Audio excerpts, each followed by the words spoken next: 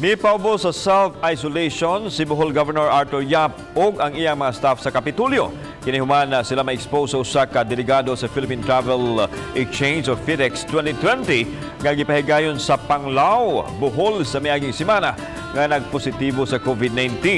Sa iyang video message nga gipost sa social media kagabi, gipahibaw ni Yap nga nagpositibo sa RT-PCR test ang maong delegado pag-abot sa Manila.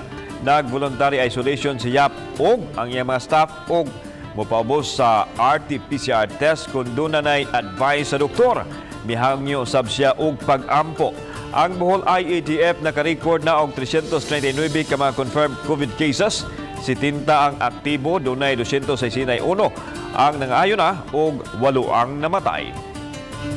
Ako na usab gipahibaw ang tanan nakong nakahimamat sulod sa niaging duha ka adlaw.